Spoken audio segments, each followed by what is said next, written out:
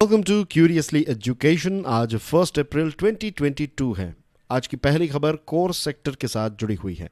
Commerce and industry ministry ने data release किया है और ये डेटा ये कहता है कि India's core sector growth rose to 4 month high in February 2022। मतलब कि फरवरी 2022 का जो कोर सेक्टर है इसमें हमें ग्रोथ देखने को मिला है। और कितना ग्रोथ?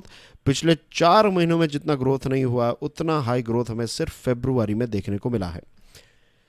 स्टील, इलेक्ट्रिसिटी और रिफाइनरी प्रोडक्ट्स में एक रिकवरी रजिस्टर हुई है। The index of 8 core industries rose 5.8% in February 2022। 2022 में ये जो इंडेक्स है फरवरी में ये 5.8% है। फरवरी 2021 का अगर आप आंकड़ा देखेंगे तो उस टाइम पर ये कॉन्ट्रैक्शन में था, माइनस में था, -3.3। और जनवरी की बात करें तो जनवरी में इट वाज 4%, तो यहाँ पर 5.8 which is not bad at all. अब ये जो इंडेक्स है इसमें 8 कोर सेक्टर्स के आउटपुट को नापा जाता है। तो 8 आइटम्स जो हैं वो आपकी स्क्रीन पर हैं। Coal, steel, cement, fertiliser, electricity, natural gas, refinery products and crude oil.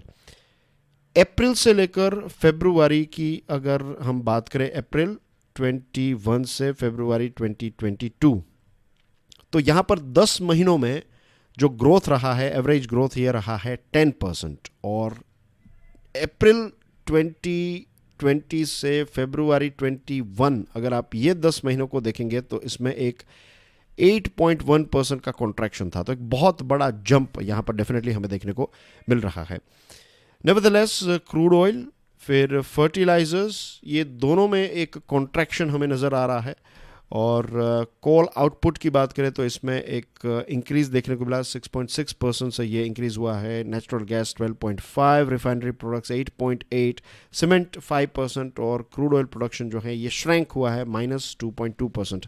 Sunil Kumar Sinha जो प्रिंसिपल इकोनॉमिस्ट है इंडिया रेटिंग्स एंड रिसर्च के, उन्होंने ये कहा है कि ये जो क्रूड ऑयल, रिफाइनरी प्रोडक्ट्स और फर्टिलाइजर्स जो हैं जो प्री कोविड लेवल था उससे भी नीचे हैं ये।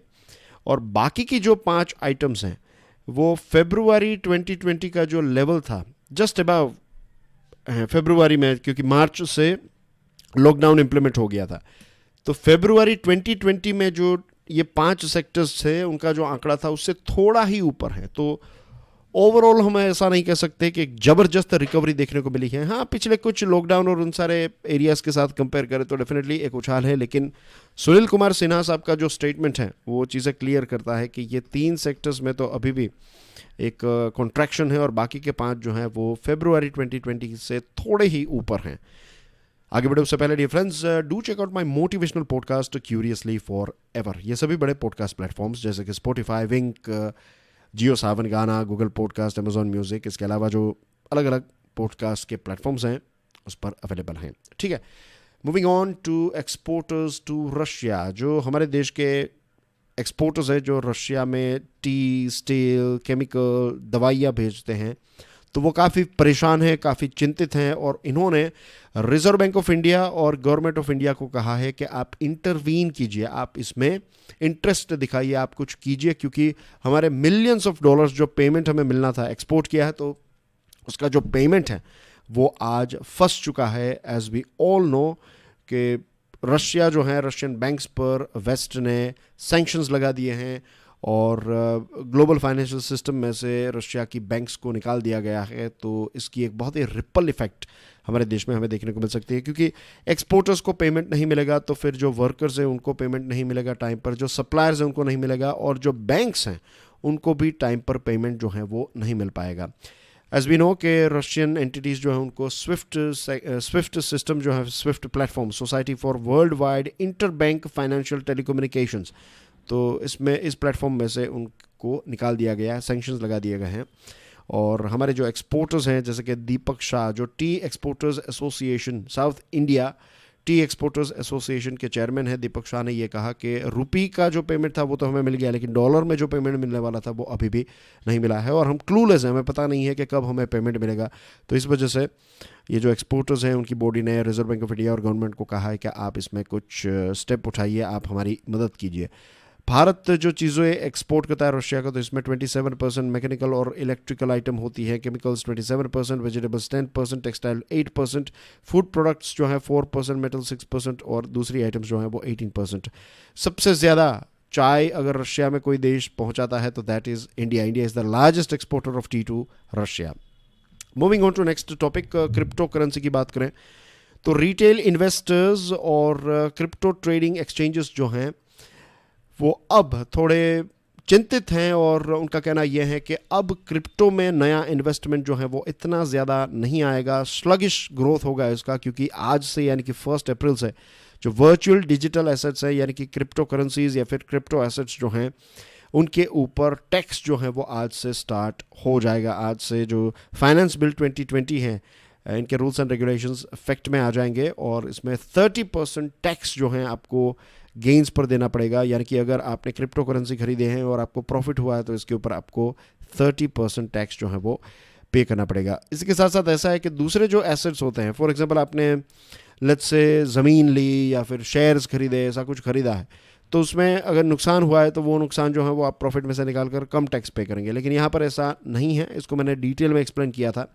आपने शायद वो वीडियो ना देखा हो तो लेट मी टेल यू कि इसमें ऐसा है कि मान लीजिए कि आपने 2 क्रिप्टोज ली, एक का नाम है ए, एक का नाम है बी, तो ए में आपको 10 रुपये का फ़ायदा हुआ, बी में आपको 5 रुपये का नुकसान हुआ है, तो टोटल आपका प्रॉफिट कितना होगा 5 रुपीज़, क्योंकि यहाँ पर आप प्लस में है, यहाँ पर माइनस में है, तो टोटल प्रॉफिट है आपका 5 रुपये। तो ये 5 रुपये पर आप जनरली टैक्स पे करते हैं, लेकिन ऐसा नहीं है, इसका कोई भी नुकसान जो हुआ है आपका इसको राइट ऑफ नहीं किया जाएगा। जो आपको प्रॉफिट हुआ है उसके ऊपर 30%, तो आप यहाँ पर 3 रुपये जो है वो टैक्स पे करेंगे, तो आपके एक्चुअल प्रॉफिट जो हुआ है 5 रुपये, 3 रुपये आप टैक्स पे कर देंगे, आपके हाथ में बचेगा सिर्फ 2 रुपये या, तो ऐसी सिचुएशन होगी, तो आप लॉसेस को सेट ऑफ नहीं कर पाएंगे। फिर एक्सपेंसेस जो हुए हैं क्रिप्टो को माइनिंग के लिए, लेट्स से एक्विजिशन के कॉस्ट, तो इन सारी चीज़ों को भी आप डिडक्ट नहीं कर पाएंगे।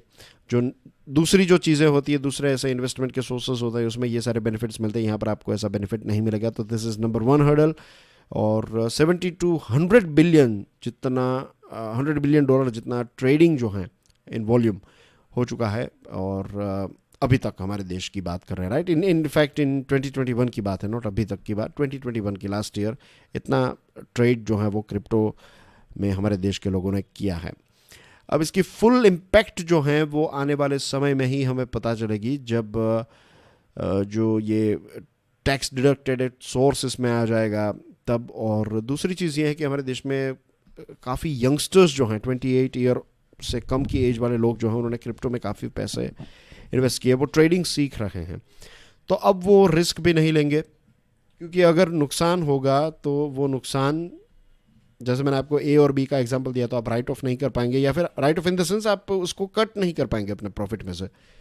तो अब सीखना जो है क्रिप्टो करेंसी ट्रेडिंग सीखना जो है वो भी थोड़ा डिफ़िकल्ट हो जाएगा, और अगर आप सीखेंगे नहीं तो फिर आप उसमें ज़्यादा इन्वेस्ट भी नहीं करेंगे। इसी के साथ जो 1% TDS है वो जुलाई से स्टार्ट हो जाएगा। अब इंडस्ट्री है वो ये लॉबिंग कर रही है कि इतना ज़्यादा 1% जितना TDS नहीं होना चाहिए। TDS लगाना चाहते तो 0.01% लगाइए, लेकिन सरकार जो है अब इनकी मानेगी नहीं मानेगी, we have to wait and watch, लेकिन जुलाई से 1% TDS आ जाएगा।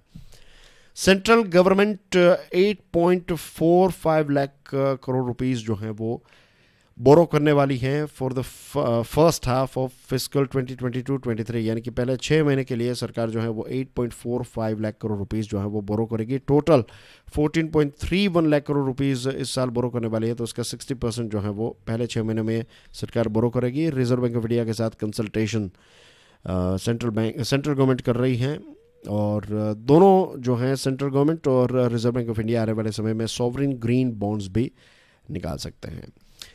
And let's move on two questions. First question ये है कि parliamentary standing committee on information and technology ने किस कंपनी के ऑफिशियल्स को प्रश्न पूछे हैं और कहा है कि आपका जो एल्गोरिथम है जो आप इस्तेमाल करते हैं एडवर्टीजमेंट प्लेटफॉर्म के लिए, जो एल्गोरिथम्स का इस्तेमाल होता है, ये एक पर्टिकुलर पॉलिटिकल पार्टी को अनफेयरली प्रमोट करता है, उसको ज़्यादा बेनिफिट मिलता है।